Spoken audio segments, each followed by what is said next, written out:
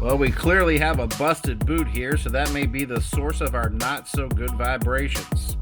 So let's change it out.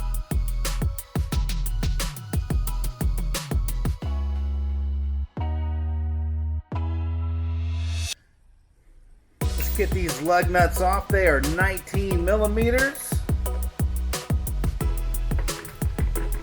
Kind of a tight fit, actually. By the way, just for the record, these things are 80 pounds. So, if you're running Milwaukee, that's the number 2 setting.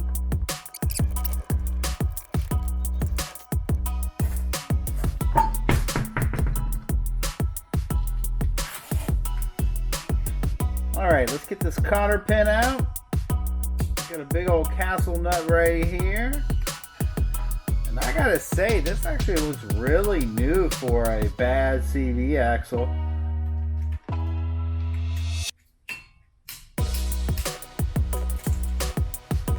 There you go. Cotter pin is out. And we're gonna take this castle nut off, and you notice there is there's a brand new washer in there. This castle nut literally looks brand new, and so does the washer. This whole thing is kind of baffling to me. I can't wait to take a look at the CV axle and see what's up with it. Because if you take a look at it from right where we're at, let's see if we can take a look at that right there. Can you see inside of there? Yeah, that thing is in bad shape. Okay, so this looks like about a 32 millimeter.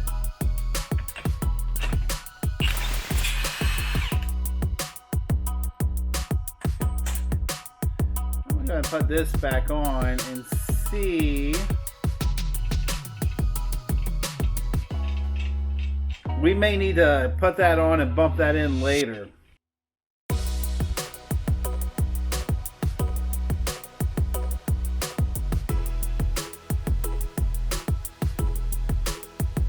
Guys, so if you take a look, we got two 24 millimeter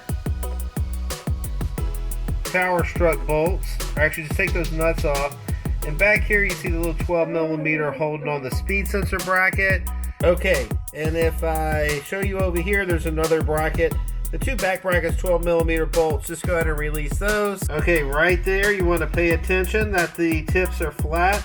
So when you take the bolts off, you can just tap them out and use an extension and stick it in there and pop them all the way out. Also, would also suggest putting a jack underneath the hub and lowering it down lightly. Okay, that last bolt, you can just get a little extension. You can see how it kind of dropped down a little bit, and that's okay. Kind of what we expected.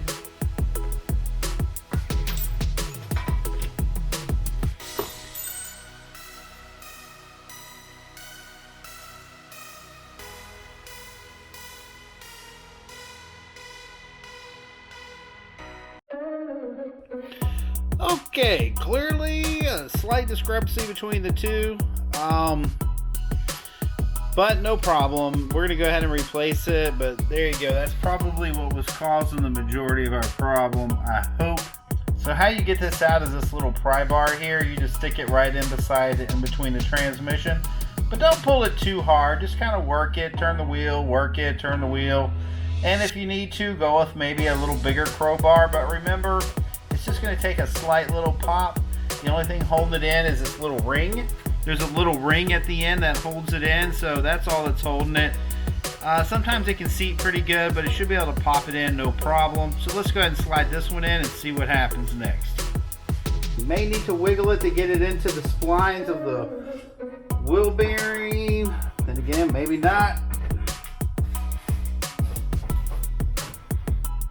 You'll know in just a second. Oh, look at there. She went in just beautiful. Did you see? You can see it kind of line it up right here. The jack is bringing it up. And we're going to kind of line it up.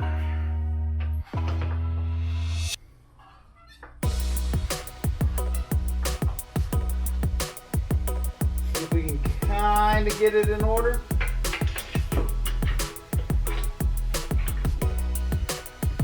I always use a screwdriver to kind of get it lined up a little bit. If we use any luck at all, we will have this semi lined up.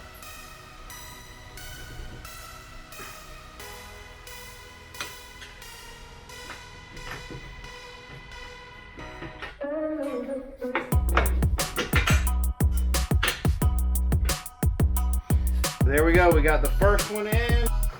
Let off a little bit of that pressure because I got it about ready to go in. And in she is.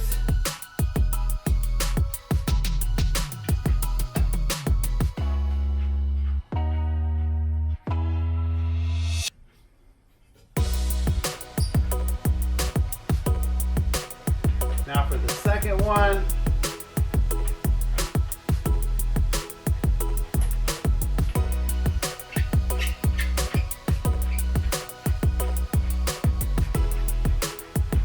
The reason I like doing this is because when you just drop the shock tower, you don't got to worry about alignment or the tie rod or any of that stuff, or busting any of your other joints, which tend to be a little,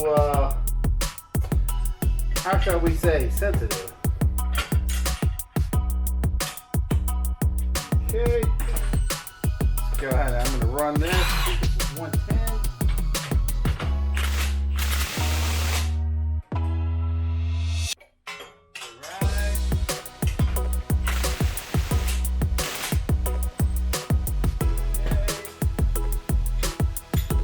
For some reason my new one didn't come with a lock washer. I don't know what's up. It didn't come with a new cotter pin either. A little disturbing.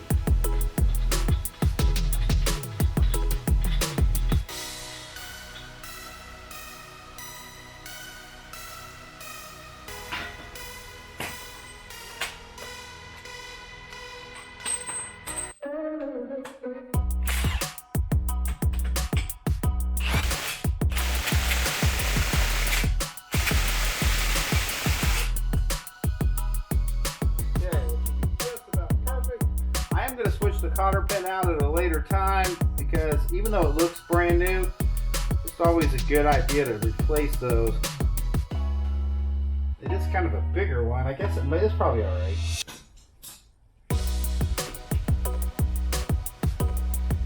If I can just make it work.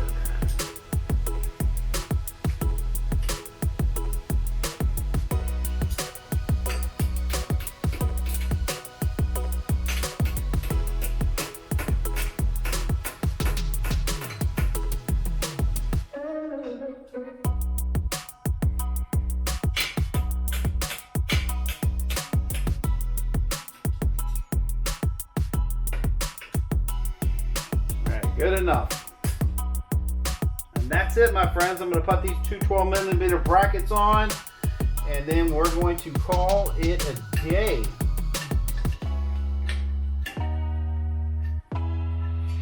Alright, if you have any questions on this, this is a 4th gen car. They're all pretty much the same, but it's just pretty simple with this because, like I said, you just remove the shock tower. That's the quickest way in and out of this. But you get jammed up or have any questions, feel free to give me a call, and I'll put some links below if you need to order it. No problem. Carman's back, baby. See you on the next one.